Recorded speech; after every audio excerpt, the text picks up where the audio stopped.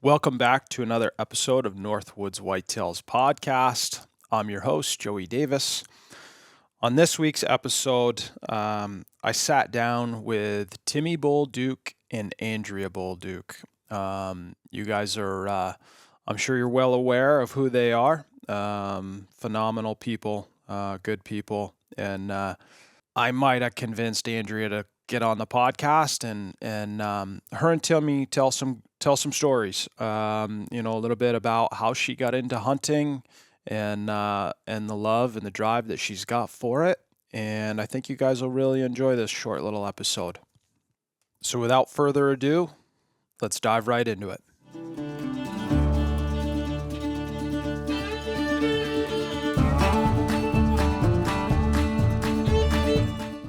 The good part is, Andrea, you are way prettier than him and I will ever be. Fair enough. You know what I mean? Like, No. Not today. you're the prettiest person at this table. And I'm last. Well, you guys are all skinny and proteined up.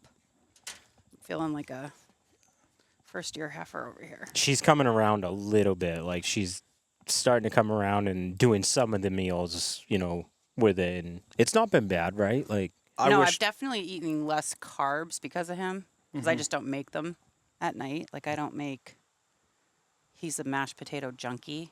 it's like my favorite food ever. Between Really? ice cream Yeah. and mashed potatoes, he's... So have you given up the ice cream? No ice cream. I haven't had What about actually, potatoes. no potato. I've had no mashed for potatoes. you. I don't even want to talk about it because I feel like I'm going to go into a withdrawal. I'm telling you, that was me last night with the chips and the dip in Dude. front of me. Cash was killing me. Yeah, it's the kids. That's the hard part for It me. is. He loves chips. And last night, Cash was whaling chips at the kitchen table. Whaling chips. We were sitting So loud. sitting at the table. Oh, and just French onion dip and some Ruffles chips and So good. You're like, I think I I'm haven't going had to a go chip mow the in- lawn. Yeah. Even though I just did. yeah. Yeah. Yeah, I had a couple nights where I was sitting like at finally when you settle down and stuff, and like, man, I really want some. And like, I could feel like, oh my god, I'm freaking out. I need some sugar. I just wanted something sweet, but I made it through it. I get like being on this. I get wicked hungry at times, and like I have to eat. Yeah. Oh yeah. Like all of a sudden it hits me, and I'm like, Yeah. I walked in the door like that last night. yeah. And she's like, "You hungry?" And I was so disgusted He that like my face was like, "Ah, of course I'm. And she's like, all in like I was so instant fight like. That's funny But I you was say so hungry, like, and you're right about that. I didn't even think of that, but you're right. When that shit comes on, dude, like, I need to eat something. Starving. Buckle Yes. up. Yeah. Yeah. I texted Jamie last night on the way up to Island Pond. I was like, "You got meat in the house?" Yeah. It was 4:30. I was like, "I've got to eat by 5. I can feel it coming." Like, Yeah. Okay, well, Gotta here's the eat. thing. You guys are driving past a store on the way home. Feel free to swing in and grab something to hold you over. Just grab a meat stick. little beef jerky. Yeah. Yeah. So, like, the kids, they had like, his, well, aunt, I guess, technically, picked them up and took them to McDonald's. I didn't know she was going to take them to McDonald's. So they had cheeseburgers at like 4:30. So they weren't hungry. I wasn't hungry because I took my sister-in-law out to lunch for her birthday yesterday. So we were just kind of bebopping around here, and he comes in at like 6:15, and I was like, "Oh, I guess I'll make dinner." I was like, "You hungry?" And he's like, looks at me, and I was like, "Well, damn." And when you're like that, like there's a threshold when you're hungry like that. You could be pushed past that line real easy. And when Yeah. you get over to the other side, when you're grumpy, Yeah. you have to eat and then half an hour. And they're like, okay, now I feel normal again. Yeah, I you're was normal. in that window, dude. And just like her reaction to my face.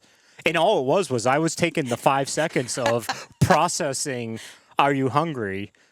And I made a face. I shouldn't have done that. Like, I acknowledge. I'm friggin' sorry starving. about So my I made face. a mistake, and here we are. Everybody's back to happy. I paid holy hell for it, but I couldn't control it. Like, Yeah. dude. Nope. You I can't. didn't have the tolerance to even answer that question. Yep. At 6:30 at night, yes, I'm Yep. fucking hungry. Yep. Somebody give me a ribeye. Mayday. Yeah, I'm the same way. When it hits like a ton of bricks. So It's then- like, gotta eat. Then she hammered out like 2 pieces of steak. She's like, because she knew. And I ate them like it. I All was so mad. pissed off the whole time. Never said one word, just cutting them up. chewing on them like I'm all pissed. It's like a 2-year-old. Like a little, oh, what a little brat. And I know when it's happening. Like, I can feel it, Yes, we do. but I can't, like, Yes, we do. Yep, can't even help it. Yep. But I'm good. Once I eat, though, if you just give me a few minutes, like just 10 minutes, and I'll be like, Yeah. all right, I love you. Give me a hug. Welcome back. Welcome back. Good to see you. Are you able to eat venison on it? Oh, yeah, You are. I am. Well, I mean, I don't know what I'm allowed to. I've kind of like, I've morphed this thing into like what works for me. Yeah. You see what I mean? Like I'm still eating salad and salad dressing. And I know there's some sugar and some carbs in salad dressing, but You're all so right. what? Yeah. Like I don't know. I need some shit. Like I do. I just need some stuff Yep. now and again. Why are you straight meat? Yeah. Only meat. Yep. Meat, eggs, Meat, eggs, and cheese. Yeah. and the Diet of sadness. and I Jamie says the same thing. I respect it. Yeah, Jamie's like, I'm not doing it. Yeah. Not doing it. It's not easy. No, it's not. You got to easy. be like, it's not an easy diet. Like, Yeah. I yeah. think if she started it though, like the amount of energy that I had shortly Yeah. after, and I have now, is just phenomenal. Yeah. A friend of mine from back where I grew up on the Cape, for the past year, and he's not one to put this out, but just because his results are shocking, a year ago, he decided he was going to make a change because he didn't have any energy with his 3-year-old and he just felt like shit. So he has only eaten for the past year steak, black coffee, salt, and water. That's it. He eats 4 to 5 pounds of beef, like 11 o'clock in the morning. Rinse and repeat. 100 pounds. Really? 100 pounds in a year. Wow. Feels amazing. Went to the doctors. His blood work is impeccable. They're That's- like, I don't know what you're doing, but Keep doing it. keep on. That's It's cool. a little extreme. for me, Yeah. but Yeah. No, I get It's- it. It's not meant for everybody. It's So a meat- difficult thing to eat just meat, eggs, and cheese. to be able and to water. eat just meat is tough. And coffee. I have not given up coffee. So coffee and creamer in the morning, I have not given that up. Yeah. Well, you have to have something. Mm-hmm. I've got the kids on this kick now because he's talking about saturated fats. So I'm like, every time they eat ice cream, they're like, oh, my saturated fats, this is so good. I'm like, you guys, when Dad comes in the room, say this. Oh, my saturated fats, this is good. It's not easy though when they're eating it right next to you. I kick him out of my room. Yeah. Get out of here. Go in the other room and eat. Beat it. Yeah. It's a tease. We've been eating it all our lives. To get weaned off of it. It's not How old are easy. you? 42. You're 42. Good for you. Yeah. Congratulations. No, I was just thinking, like, you look way better than I do, and I'm 46. Like, Yeah. you've aged well. Good. Well, thank I you. would have guessed you Appreciate younger. it. Yeah. I Yeah. appreciate it. Nice. Yep. 44, so I got 2 on you. I don't wear it as well. I also have made 2 humans, so I'd like to point that out. It was not easy. Actually, it was. I had easy pregnancies. How old are the boys? 10 and 7. 10 and 7. Yep. Yep. Yeah. Yes. We are thankful. Trust Holy me. smokes, yes. Yeah. I always knew I was going to have boys, though. I knew I was going to have 2 boys. My whole life. I always knew that was going to be. Never wanted a girl? No, I know how I am. I have 3 brothers, and I am my father's favorite son. Huh. Way it is. I'm the Boys- only one that hunts. Well, actually, Ben started hunting 4 years ago. Yep. Boys just fit us anyways better, like her Yeah. and me. You got 3 brothers, and you're the only one that hunts out of the family. That's pretty cool. Yeah, and one just started. He moved back here, and he started actually when he was in California, but he lives in Rhode Island now, and he's actually right into it. Like Ben loves. Ben's a hell of a bow hunter. Yeah, he That's loves awesome. it. Yeah. Yeah. Yeah, right into it. Loves it. How old?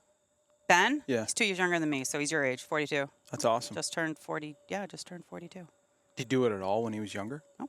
Nothing. No. He Pick picked it it up. up. I think he got it. Like, he saw me doing it for so long and then kind of jumped on board.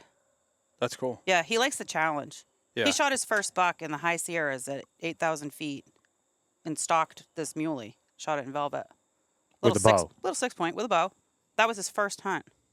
Like, but And- he's a mountaineering dude. Like, he races downhill mountain bikes. He's like, Hook, line, and sinker In after it. that moment. mm-hmm.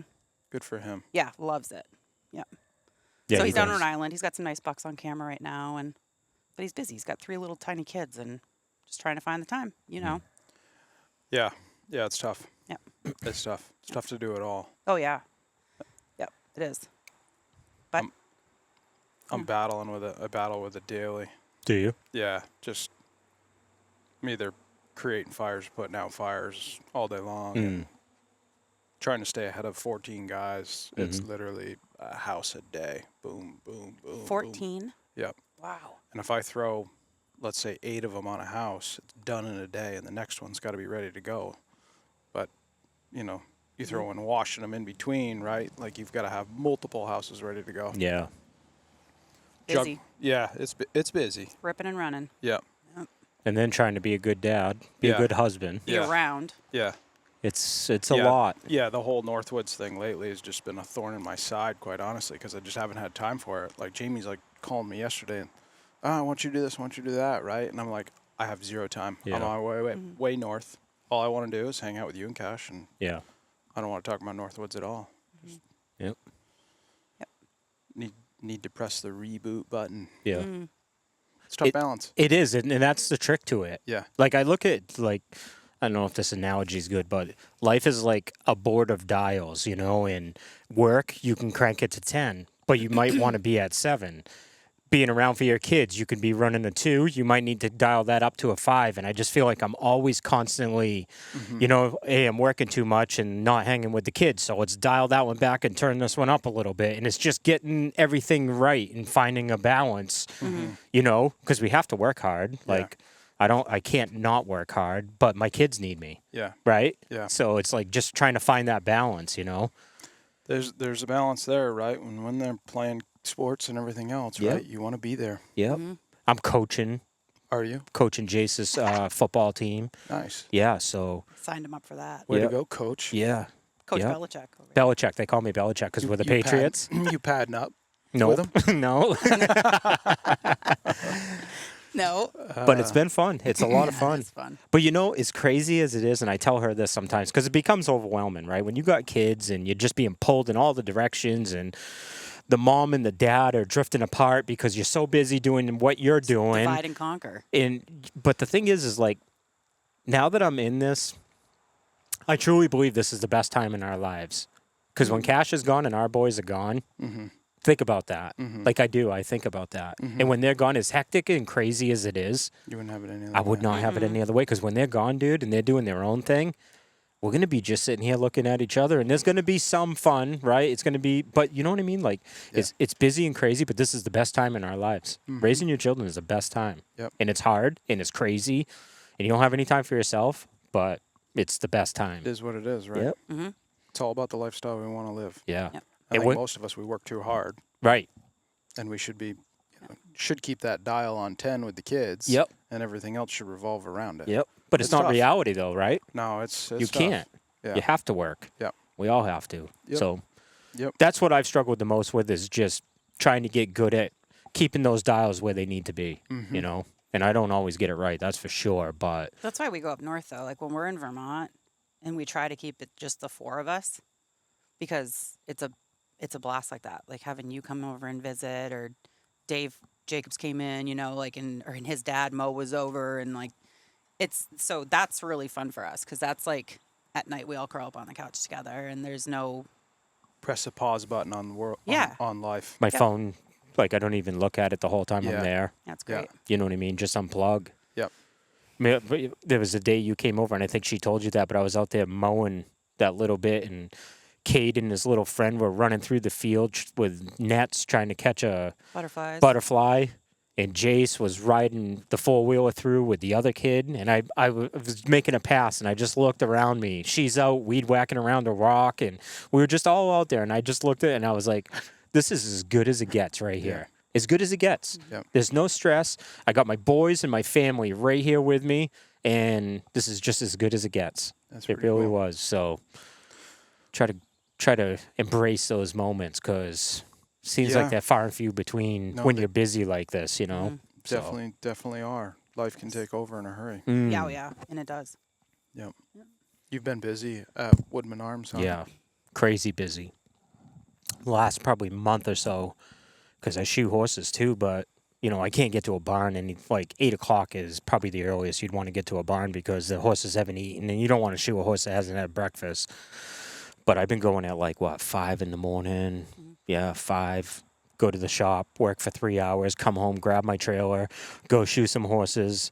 Like I was at the shop at 5 o'clock this morning, worked till 7:30, came, went and did those horses. As soon as we're done here, I'll go back to the shop, work till 6 at night. You know, just... You got to line all these clients up as well, or do you just have a rotation? They know. Yeah, so when I go into like the horses I did today, I go in my book 6 weeks later and write them in there. So I always just know where I'm going. So it's repetitive. You just do them every 6 weeks. Yep. So that part's kind of easy, but every minute in between in daylight, I'm at the shop, you know. And if I'm shoeing, then I'm on the phone while I'm doing that, handling all that. 2 days ago, because Woodman Arms, like I've been there from the beginning, so it's kind of cool because you get to, I have a good perspective because I knew what it used to be, so I'm very in tune with everything, and I can feel when things are growing and doing, you know what I mean? Like I can see the orders coming in, but also the phone calls. Like, you know, back in the beginning, you get 1, 2 a day, right? And that was like, wow, we're getting calls. And people just want to like, hey, heard about your gun and got some questions about it, right? 2 or 3 of those a day, you were like, man, things are going really good. 2 days ago, I took 19 phone calls. I talked to 19 different people. Wow. Yeah, 19 calls in one day. And I was like, man, I've been telling her, like, I can just feel this monster. It's getting bigger. I can just feel it. You can, like I said, I'm in enough that I know when it's like that's happening. And I've been telling her, like, dude, Woodman Arms is growing. Like, it's growing. And then, like I said the other day, 19 phone calls. And I worked like 12 hours that day, but I had earbuds and I was shoeing horses. Like I'm under a horse nailing a shoe on, talking about a 45 cal. That's awesome. That's awesome. Yeah. But it's a lot, but yeah, it's tough. It's I tough to love find it the though. time. I Yeah. freaking love it. I love to talk to the people most. There's a few that I don't, but I like most of them and I just enjoy it. I really like doing it. That's good. And I think a lot of it's, you know, like I'm passionate about the company. I'm passionate about the gun, right? And when you're passionate about your product, like that's always easier. It's easier to do that job when you know what I mean? A lot more drive. Of course it does. Why wouldn't it? How many guns do you guys think you've produced since the beginning? I don't know. I'm going to take a stab at it, but 5,000 or 6,000 It's pretty impressive. ish. Yeah. Yeah. Somewhere in there. Yeah, I'd say somewhere around there. Every one of those you guys have personally Hand built. Yes. hand built. Yep. Every single one of them was either put together and made by me or Mark. Yep. Yep. And then we make all the parts too. Yeah. So we make like everything for the gun. The only thing we outsource is the finish on the gun. So that black nitride finish and the anodize. Other than that, we make every single part on that gun. He could do the anodize if you wanted Probably, but the problem with that is like there's like hazmat and all the Yeah. stuff with the tanks to do, you know what I mean? So Yeah. Mark's like, yeah. I'm sure there's all kinds Yeah. of stipulations for it. But the problem is through the course of this business, we realize we have to make everything because you can't rely on anybody else. Because in the beginning, you had somebody doing some Stocks. different wood. stuff, and it just A guy was in clashing. Texas. Yeah. Yep. So it was, you know, I'm getting everybody breathing down my neck because, like, hey, we're at the end of what you said it would be ready. And that guy wasn't getting our product to us timely enough, which is, I get it. I understand it. But then what had happened with that particular situation was, all right, so been waiting for 8 weeks longer than we were supposed to for all this wood. It showed up and it was green. All the wood was green. So we bolted it on guns and sent them out. And it's like a piece of firewood, right? Yep. Everything started twisting and while it was drying. laminate blowing Yep. off of it. Yeah. And when that shit happens, it's like building cars and putting in one part that you have to recall. That's a nightmare. It's a nightmare. It's happened to us a couple times, but when that shit goes down, like, you really got to do everything you can to avoid that stuff. And see, like, that's some of why, like, this summer's been an odd summer. Like, with you guys, you know, doing your gun and us trying to get caught up. Well, you know, we're flopping over to a product. Well, guess what? I could build this and just give it to you, but I've got to go make sure that everything is right on this thing, and that takes time. Like, you got to go shoot it a bunch. You know what I mean? You can't just go touch it off and like, yeah, it banged, so okay, good to go. Yep, send it Right? out the door. Yeah, you got to make sure you get everything right on that, and that it stinks. And I never realized how much time that takes, but it does. It just takes time. Yeah. So I don't know.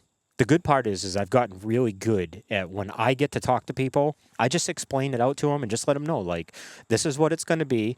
If it's a problem, honestly, I just wouldn't even order it. And they're like, no, Timmy, I love that I'm able to talk to you guys, and you guys have been great, and thanks so much. No problem. I'll wait. When you call me, fantastic. You see what I mean? But if you don't do that and set yourself up right, that's when everybody feels like they have the right to call you up and be like, well, it's been, 20 weeks and half of a minute, just checking, where's my gun, But when I get them before that, most of the time I can get those people where like, yeah, no problem at all, dude. I'm just pumped to get it. So whenever it's ready, it's ready. I'm good. I think that's the way that most people are. You get the occasional. And you know what? And the truth about that is, one, it's honesty. Yeah. That's straight up honest. You know what I mean? And people love that. Yeah. People want to just shoot them straight. Yep. Just shoot them straight, and they'll probably accept it and be like, all right, it's good. Yep. And they do. Yep. They just don't lie to them. Yeah. Don't tell them that it's not you going can't to. sugarcoat it. Yep. Nope. That's just going to lead to a problem, especially if there's no deliverable. Yep. Exactly. How many shots do you think you've shot out of a woodman arm? Oh, I bet you I'm north of 1,000. Whoa. Probably by now. If I'm not, I'm pretty close to it, but I've shot them a lot. A lot. Yep. What's the furthest range that you're shooting? My 40 cal I shot, and it's only because that's what I have available. There's a farm just a mile out through the woods that way.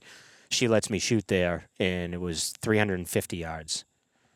And I shot there with my 40 cal. But I had a guy the other day that just ended up with one of our 40 cals. He lives in New York, and he's a member of a range. And he was telling me the 40 cal he bought, he was shooting at a gong, a metal plate. He was hitting it at 700 yards with that 40 cal. Wow. He was like, man, I was wicked impressed. I'm like, yeah, I'm impressed. Like, that's pretty good. Impressive. 700 yards? Those 40 cals are unbelievable. Unbelievable. Huh. They're just like single shot rifles, dude. It's like nuts. But the problem is, there's a lot of states it's minimum of 44, 45 cal, whatever it is. So there's a lot of states you can't use it. But boy, if you can, what an animal that thing is. Way to go. Oh, yeah. That'll cater to the Midwest. It's just long crazy. range. You set one of those up with a full bore bullet. I mean, my 40 cal with what I'm shooting, I'm like little over 2,800 feet per second at the muzzle. I mean, that bullet is ripping. Wow. She was there with me one day. We were shooting her gun, and like I shot her gun at 250, and that's just a standard Patriot. That was a 24-inch button rifled standard Patriot. We shot that at 250, and she was just standing there while I was shooting it. And you hear the bang, and that's far enough away that then you can hear it hit. And then I shot my 40 cal, and she's like, oh my God. Like, she's like, the second that thing went off, like, she had already saw it hit the target. It was just so fast, Then you heard it. Yeah. But then what's nice about that is because it is so screaming fast that from zero all the way, like, there's so little thinking you have to do. Like, just hold it on. It's like so fast that it just hold it on. Flat. Oh, flat and fast. That's cool. Crazy. But that's cool. You got a buck story for me? A buck story? Yeah, you got a buck story. Come on, tell me a buck story. Probably got a couple buck stories. Yeah, lay them on me. Probably the one I'm most proud of, my swamp buck. So it was November 4th, and, I'm a mom, so I'm usually here when the kids get off the bus. And it was like the perfect evening, and he had come home from work. He just happened to blow through right about the time that one of us would head to the stand, wherever we were going to hunt. And we'd had some cameras out and gotten a couple good bucks on camera. And he's like, you want to hunt tonight? I'm like, no, it's all right. You can go. I'll wait for the kids. He's like, you should go hunt tonight. I'm like, well, it is November 4th. It's my lucky number. Like, let me talk myself into it. Okay, I'll go. And so I did. I didn't even get in a stand. I brought the just the seat for my climber. And I was like, I'm just going to pick a tree wherever feels good. I'm just going to grab a seat. It was muzzleloader season. And so I did. I walked out there and I took a seat, and it was quiet. It was wind still. I hung around for a while, and it started getting dark, and I'm like, there's not a whole lot going on. Kids are at home. Maybe I'll just go home and have dinner with them. And then I told myself, I'm like, no, like, you're here, just sit. So I did. And then right before dark, through the leaves, and I'm like, take a look around. Sat back, and I hear it again, and it sounds like there's two of them. And then this doe pops up, and she's probably about 50 yards away. And so I just sat real quiet, because she's over this way, and I'm facing this way. So I just sat and just waited, just because I didn't know what was behind her. There was something else with her. So anyways, and I didn't want her to blow it for me. So she kind of moved on. And up over this knob, this buck comes up over this knob, and he's got his head down. And man, what a buck. And I was like, oh my God. So I'm very good under pressure, and I know I can shoot. So I was like, well, I just have to let it all play out. And he turned broadside. And I just, in the moment, like sometimes you don't even know how you make it happen, but you just do it. So I swung up on him and I shot him. And when the smoke cleared, I could see a white belly up in the air, and he flipped over backwards at 40 yards, 45 yards. And it was quiet.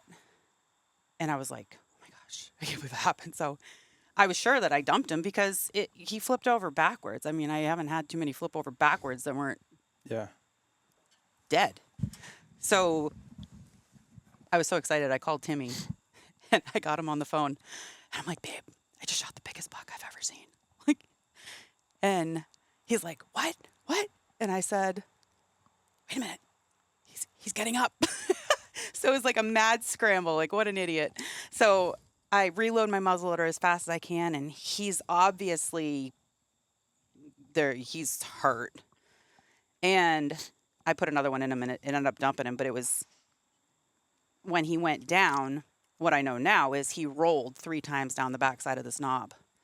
But when I heard that commotion, I'm like, well, I'm out of here, because where I shot him, if you push a deer from there, good luck. Yeah. It's thick.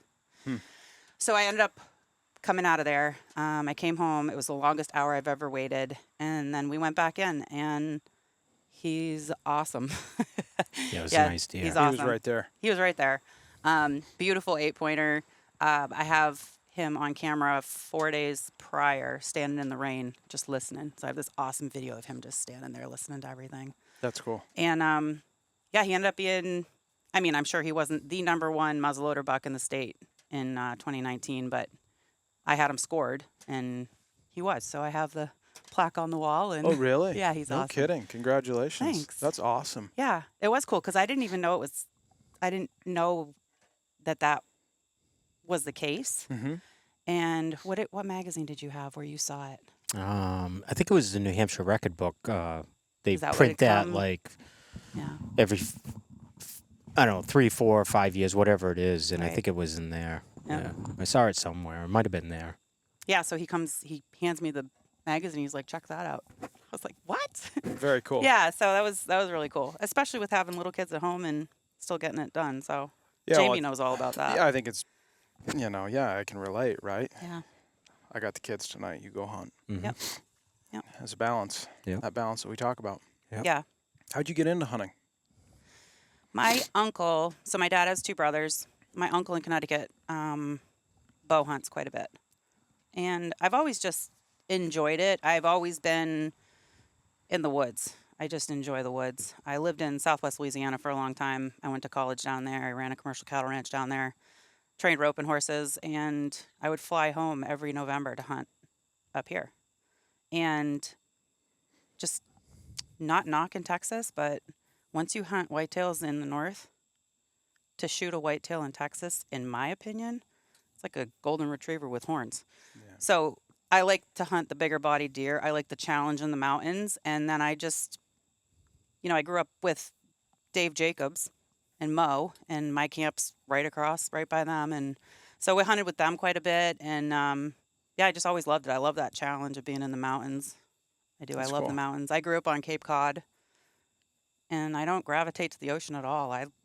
If we go anywhere, we're headed north. Mm. So yeah, just something I enjoy doing. Always have. Your dad took you out, uncles? My dad, so my grandfather was into bird hunting. So my dad had bird dogs and stuff, and we always shot guns. Like when we were kids, we had our 22 set up, and we'd plink cans up at camp and do all that. But no, it really just came from me. Yeah. I just enjoy it. I love that challenge, and I enjoy carrying a gun with me. Yeah. So, Being surrounded around those other people as well, growing up. oh yeah. Yeah, there's nothing like. So listening to Dave's podcast last week, man, Yeah. I listened to the whole thing and I had the biggest smile on my face because, like, being at Fat Mountain, like in the heart of the season, and having all those guys at camp, and you've got Dan cooking, and you got Dave telling his endless stories, and it's great times with good people, and yeah, honestly, bringing home an animal at the end of the day is just icing on the cake when you're in a camp like that. Yeah. But we've been fortunate enough to get around to do some hunting in a lot of different places like you guys have. We went to Alberta in 2012. Mm-hmm. That was awesome. I got to watch him shoot this giant whitetail like 100 yards away from me. It was like watching on the Outdoor Channel. It was amazing. Really? You guys are sitting together? Yeah, he was 100 yards down a field. We were in heater bodysuits, freezing Last day. our butts off. Last day of the hunt. Yep. It was incredible. It was so cool. That's so cool. cool. I never That's got neat. to weigh that buck, but that is definitely the biggest buck I've ever killed weight-wise. Yeah. If I've ever shot a 300-pounder, that was it. That was it. Yeah. Yeah. Yeah. Oh, yeah. Yeah. It was funny after we got him, because I'd seen a bunch of deer, but I'd never stood over one of those ones. And he was just an exceptional one. She actually saw him, like, sometime during that week. I have video she of had a him, video of pictures him. of him. I she- got back to camp one night. I showed him it, and he's like, "You need your head examined." But I could see what was coming through that. He was so much Field every bigger. day. He was just so much bigger than all the other deer. I mean, like, well, I'll show you the picture after, like, just a giant bodied deer. But she was seeing other bucks there that, like, she missed one that was like 180 inch. I mean, what a beautiful deer, dude. She shot right over his back and missed him.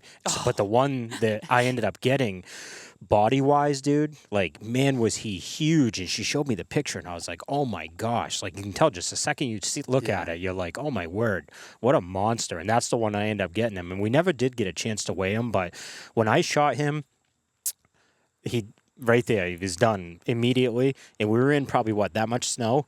And I grabbed a hold of him to, like, drag him up to where, like, because we were kind of down a slope and I wanted to get him to the top because it's snow and I didn't want the truck driving down there. I've dragged a lot of deer, and I'll tell you, I couldn't have dragged that deer from Meter Brook. Like, it was just so heavy. Yeah. And it was on snow, too, and I'm like, this doesn't even make sense. Like, why can't I move this thing? Like, it's just crazy, but that buck had to have been. I wouldn't be surprised if that buck was 315 pounds dressed. It probably was. It probably Easily. was. I don't know. It was the biggest deer I've ever They seen. shoot him up there. It probably was. Crazy. Just an crazy, old buck, crazy. big old buck. Yeah, just big old buck. But Too bad rack. you didn't have a scale. Oh, I would have given a finger to know what that buck weighed. Yep. Like I Yeah. said, I wouldn't be a bit surprised if it was 320. That's I mean, cool. it was just huge, huge. But Yeah, awesome experience. It was negative 24. We were just freezing. And like I said, it was the last day of the hunt. that particular night, it was so cold. We were sitting there, like I said, wearing heated bodysuits in chairs, just like these, sitting on the edge of this field, watching this field. It was so cold that when you blink, because, the wind's whipping and it's, just crazy cold. So your eyes water a little bit, right? There were times where you get inside your heated bodysuit just to, like, survive the next 5 minutes. And every now and again, you'd peek out and, like, face the element, just your face, you know what I mean? But you got all the stuff on. But my eyelashes would freeze together when I blinked.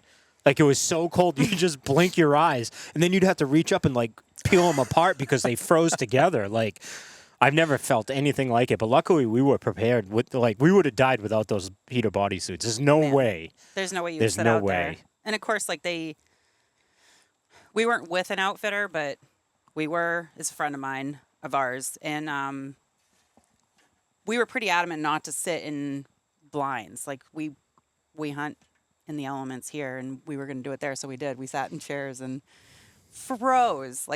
So it was so cold that luckily we could text each other, and we decided like one of us would tuck in and the other one watch the field, and we'd just, take turns. It was freezing. Yeah. If you took your hands out of your gloves, you had 15, 30 seconds and your fingers are like slowing down. Have you ever felt that kind of cold? Yeah, It's wild. It's brutal, yeah. I've never felt anything like that.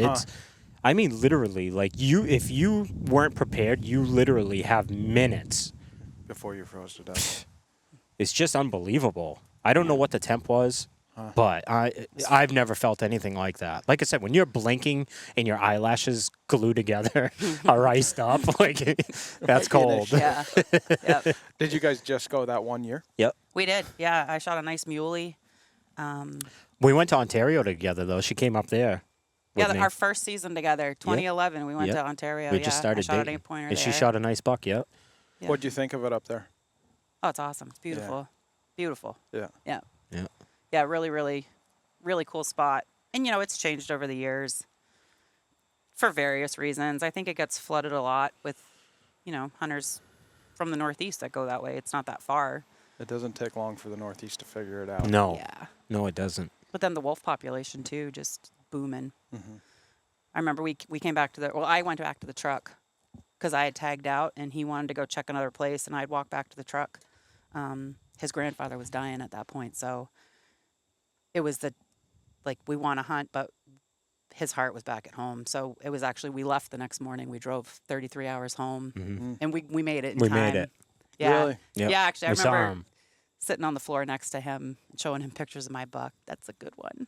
Yeah. Yeah. So, but I remember he went up halfway, I think, just to clear his mind, but also still hunting. And I went back to the truck, and man, the wolf tracks around that truck, I was like, get me in. But yeah, so it's. Yeah, when they howled. Have you ever heard them howl in the middle of the day? Oh, He shot one. I had one time. It was the first buck I ever shot up there. Me and my buddy George, we killed it. It was a day like this, just a bluebird day. We shot that buck in the afternoon. It took me, I dragged him for 6 hours. And my buddy that was with me weighs like 125 pounds fully dressed. You know what I mean? The buck ended up weighing just over 200, bare ground. And it was probably, I'm going to say 3 miles, something like that. We had no sled, no nothing, just dragging it on bare ground. But anyways, we shot that buck, started dragging it, and we had a wolf behind us howling for probably 1.5 miles of that drag. And luckily for me, the only reason we actually haven't, because I dragged him for 6 hours, but drag a 210-pound buck for 6 hours on bare ground by yourself. 6 hours, you're done, right? Oh, And it's it had gonna be gotten an dark. ass-kicker. It had gotten dark, and I knew I had to leave him. Like, I was within 300 yards of my truck, but I just couldn't do it. I was done. But the spot that I was in, I went right between these two lakes, and it was a beaver dam, actually, how you got across between the two lakes. And when I dragged down, that wolf followed us for hours, just howling, which is odd. Like, it's one thing to, like, a wolf following you and being quiet, which you'd think they'd do. This wolf would howl. Like, I don't know if he was trying to call other ones in or something. I don't know what he was doing, but he was howling behind us. And anyways, when I came down between those two lakes, I took my buck and I kicked him right out in the water. And I went right on the edge, and I broke the scent trail. And I went around the lake with him floating in the water, and I dragged him probably 400 or 500 yards around the shore of the lake just to get the scent trail gone. I got 400 yards down there, and I dragged him out and then covered him with brush, and nothing ever touched it. I had to go back the next morning. We went back and finished and got him, but like I said, I had to break the scent trail because that wolf was following us out. Like, he was going to, take that thing. So it's a pretty wild story. yeah, but that's how I did it. I kicked him in the water and floated him for a while. It's a pretty eerie sound to hear those things live. Yeah. It is. Yep. Yeah. How'd you shoot your buck up there? Bare ground. It Yep. was loud. Oh, it was like so loud. So crunchy that morning. We'd been up in this one piece. We'd hunted there, was it the day before or 2 days before that? We'd been in there, and there was a ton of buckside, man. One of the tops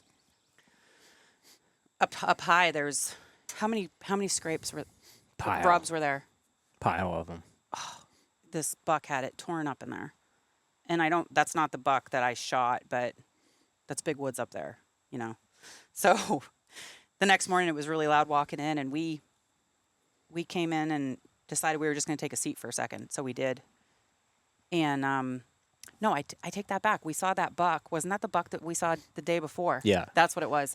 We'd come He came walking right down by me. He walked by me at like 15 yards, just walked right by, looked right over at me like that right there, put his head right back down and kept walking.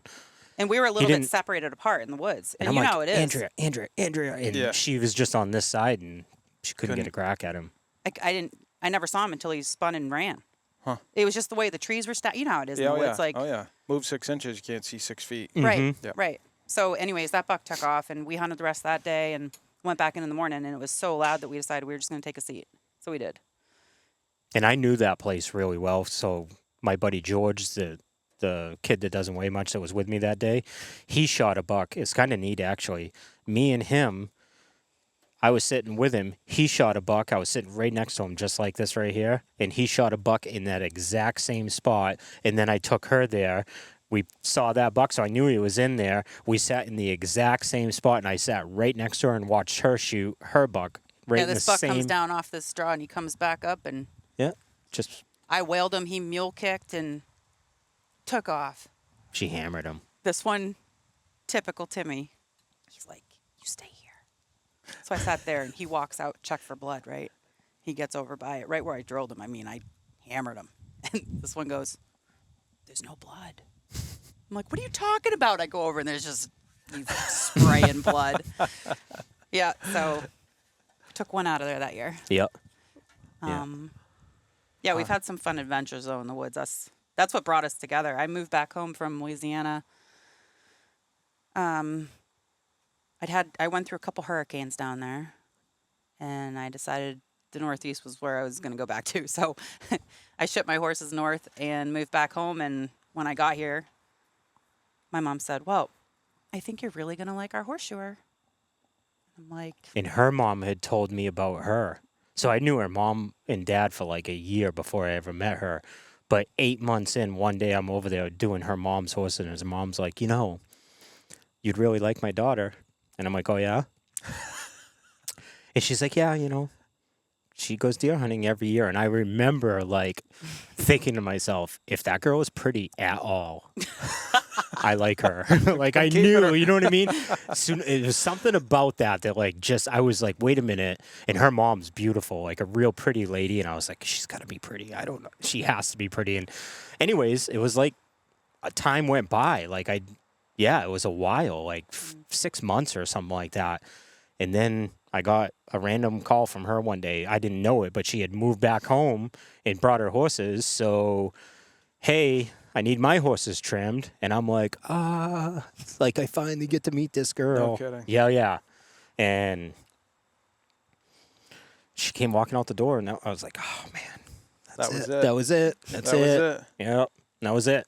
But I knew I liked her before I even met her, just because and it was when her mom said, yeah, she flies home every year and goes deer hunting in Vermont. And I was like, oh my God, God just made a chick for me, because that has to be her, and it was. Couldn't believe it. That's pretty cool. How long have you guys been together? Been married 89 years or something. It feels like 4,000 years. We've been together 13 years, 14 years. Yeah. Yeah, Mom said, you're going to like our horseshoer. He's a deer hunter. And I was like, I had a boyfriend at the time. And I had a girlfriend. Yeah, it was like recipe for disaster. But he pulled in and stepped out of his truck, and I married him 3 years later. So that was it. But yeah, we really bonded over hunting. Yeah, it was literally what brought us together. Yeah, it was like that was the start. Obsession with whitetails. The first time we ever hung out was a ride to the taxidermist. Really? Yep, that was our first date. And then I whipped your butt berkey fishing. Yep. Yep. I never told you, but I let you whip my butt. I know you did. You don't have to tell me. Yep. So. Yeah, that was the first time we ever hung out. Was a ride to the taxidermist. Yep. I've got endless funny stories of Timmy in the woods. My favorite thing is when he wipes out and falls down. It's so great. Yep. But yeah, no, we've had some good adventures. Is your wife and kid like that? Like when you trip and fall and like have a bad moment, they like it's the funniest thing ever. Do they love it? Does your wife? Yeah, my kid loves it. Your wife doesn't though. No, she doesn't. No, she's she'll generally ask if I'm okay. Maybe deep down inside she's Yeah. laughing her ass off, but yeah. Oh, Yeah. All three of I get these. such a good laugh out I of love it. it. Yeah, if I wipe out, Yeah, you're done. It's great. yeah. It's a pretty good laugh for me. Oh yeah. So any problems getting the kids into hunting at all? How did you guys transform that? I mean, you guys love it so much. Can I take that one? Or do you want it? Go ahead. So when we had our boys, after time as they're growing, right? So they were infants and then one, and and I'm who I am, and obviously as a dad, right? You want them to hunt. I'm sure you want your son to hunt. I definitely had a plan, and what I decided to do was I never pushed it on them at all. I just went and did my thing. And if they were like, hey, can I come with you? Yep, no problem. But I never, ever pushed them. And I was like, I'm going to sit and just do my thing. And you're dad to them. To them, you're God, right? And they're just watching what you're doing. And they just want to do what you're doing because you're dad. And I was like, I'm going to let them come to me. And that's what we did. I never, ever made Jace, never asked him to, anything. And then finally when Jace turned, it was last year, he turned 10 years old, 9 years old. And Jace is like, Dad, I really would like to shoot my first deer. And once he did that, I was like, all right, let's do it. And then we have been doing it together ever since, and he loves it, absolutely loved it. But I never pushed it on him. Mm-hmm. I wanted him to come to me and want it. And there was a couple reasons for that. I think it's a good way. I think it can be overbearing for a kid when you push onto them, right? But also, like for a little kid, I look at when you're taking life of an animal, you should at least understand it. You know what I mean?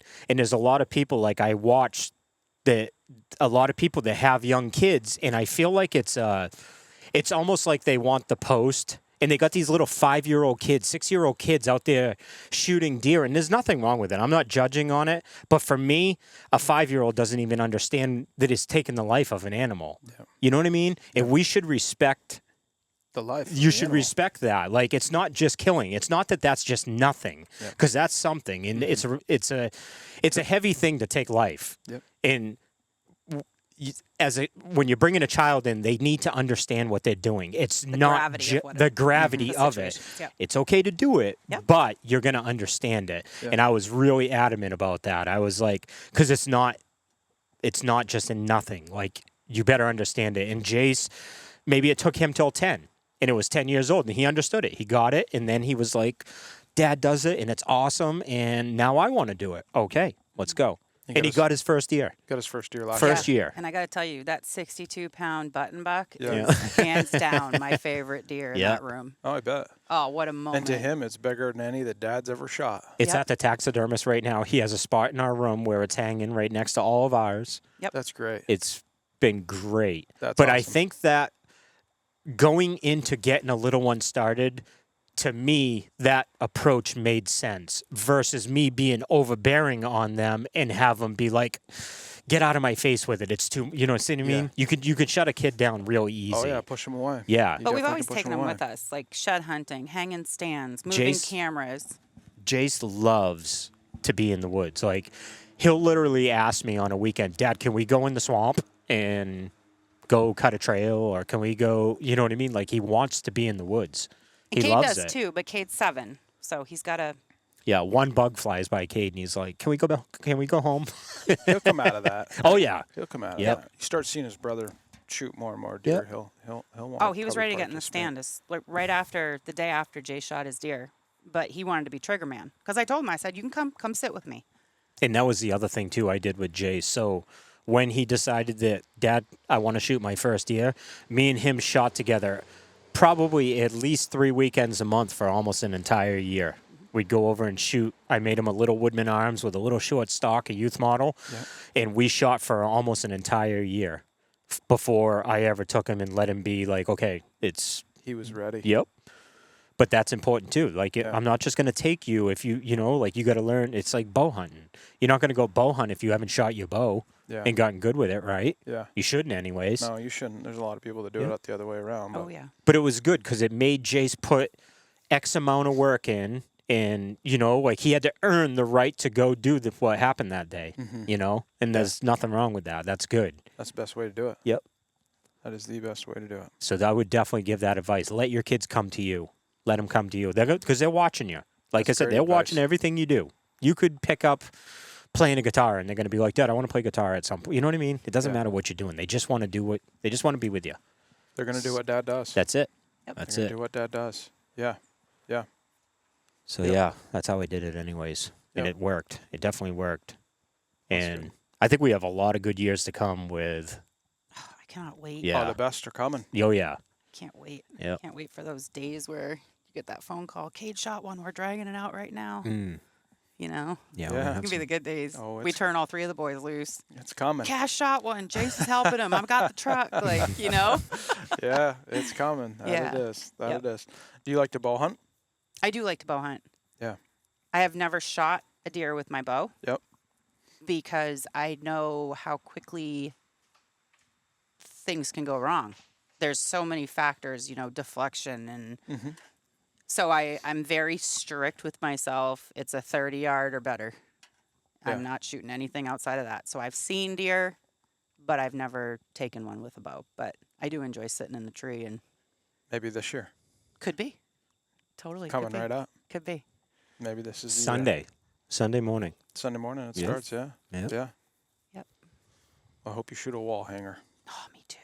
That'd be good. Me too. It was a little last year was a little different for me. I don't get to track as much. I'm a mama before I'm anything right now. Mm-hmm. So, and I honestly, this is gonna sound cheesy, but watching him shoot those big bucks does it for me. Right now while I'm in this season of my life where I'm home with the kids, and like that 10-pointer you shot last year.